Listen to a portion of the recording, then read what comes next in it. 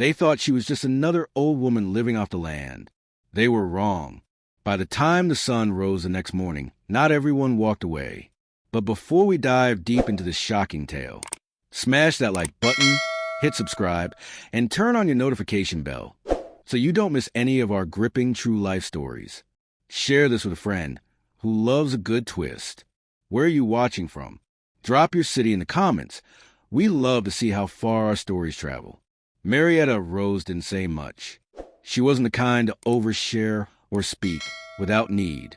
She spent her mornings with black coffee and her evenings walking through rows of tomatoes, collards, and corn.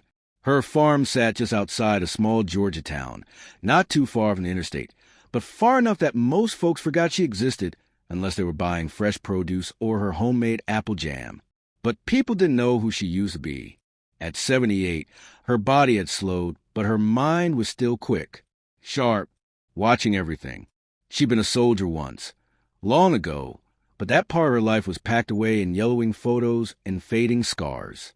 That night, when the trucks pulled into her long driveway, something old woke up inside her, and it didn't go back to sleep. It started around 10:48 p.m. 3 SUVs. Lights off, music thumping low from one of the cars. 5 young men stepped out. Black hoodies, masks, armed, laughing like it was just another game. Their voices cracked through the still night. This the place, right? Old lady by herself. Yeah, easy pickings. Let's get in, get the cash, whatever we can. Bet this gonna go viral. They were part of a local gang, newly formed, full of ego. They'd been robbing houses and filming it, calling it clean-out missions. They thought it was funny. They thought no one would touch them. They thought wrong. Inside the house, Marietta was already alert. Her porch lights had kicked on. Her dogs started pacing in their pen, ears twitching. She sipped her tea once, placed the cup down without a sound, and moved toward the corner of her living room. There, beneath a dusty rug, she lifted a wooden trapdoor and descended a narrow stairwell into a hidden root cellar. Part bunker, part command center. The men approached the back door. One pulled a crowbar. Another laughed. She's probably in bed by now. Let's make this fast. The crowbar wedged into the doorframe, but before he could even pry it, a click rang out. Sharp, mechanical. They stopped. Then came the voice. I suggest you go back to wherever you came from. The one holding the crowbar looked around, squinting. Yo, y'all hear that? Another tried to act brave. Man, it's probably a speaker. She ain't gonna do nothing. Still, they hesitated. The voice had weight, like it wasn't used to being questioned. Inside the cellar, Marietta stared through a rifle scope. Her finger rested gently on the trigger. Her breathing didn't change. Her eye never blinked. Then one of them kicked in the door. The dogs barked furiously, but didn't move an inch. Marietta had trained them to wait for a signal. 2 of the gang entered, phones out, already filming. Yo, this place crusty. She got nothing worth talking. Man, this a waste. Crack. The first shot shattered the hallway mirror behind them. Glass rained down. No one was hit, but now they knew this was no bluff. Who's shooting? One yelled. I thought she was supposed to be old. The youngest member of the crew stepped forward, heart pounding. He tried to speak, but his words fumbled. A red dot flickered on his chest. His eyes froze. Y'all see that? Another shot. This one popped the edge of the wooden beam above his head, just enough to splinter it. He screamed, dropped to the ground, cried. The others panicked, tried to rush back out through the kitchen, only to find the door they came through had slammed shut, bolted, sealed, and the locks weren't ordinary. One guy yanked on it with all his strength. We're trapped, man. They began yelling over each other. One pulled his gun. You better come out before we blow this whole place down. Her voice returned, lower this time. Calm. I've seen what war does to men like you. You don't know what you're doing, and I'm giving you your last chance to stop. Another gang member looked around, sweat dripping, gun trembling. This ain't normal. No, one whispered. This feel like a setup, like a trap. I told you she wasn't just some old lady.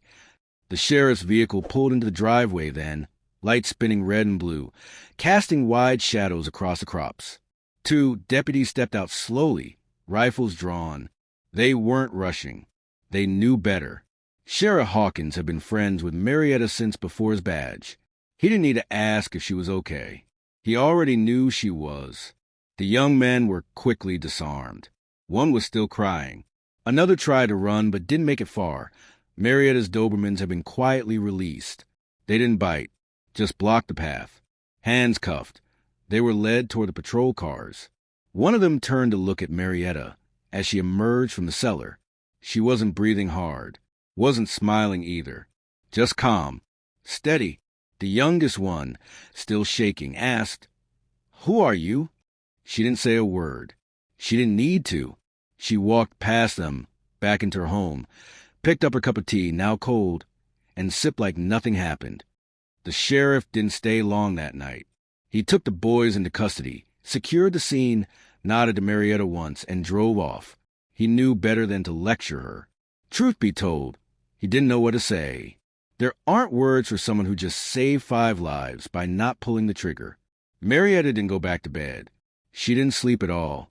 She sat by her window until dawn, watching the mist rise over her crops, the kind of morning silence that used to comfort her. But now it felt different. There was a question lingering in the air, not from the sheriff, not from the neighbors who'd soon gossip, but from herself. 2 days later, she visited the sheriff's office. She didn't come to press charges. She didn't come for justice. She came with a box, a small, plain, weathered box. "Give this to the youngest one," she told the clerk behind the glass. The one that cried.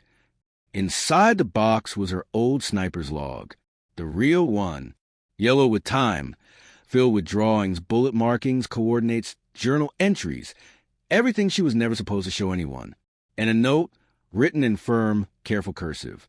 "What you survive doesn't define you. What you learn from it does. I see a boy still inside you. Don't kill him off to impress men who won't stand by you when it matters. Come see me when you're ready to grow something real." She signed it, M. Rose. Days passed. Weeks. Marietta went back to her routines. Sunrise walks, tending to her orchard, repairing the section of fencing that had been knocked over during the raid. No TV interviews. No press. She never liked the noise. She'd seen what real glory costs. It wasn't worth applause from strangers. Then one morning, just before sunset, she heard it, a soft knock at the gate. It was the boy.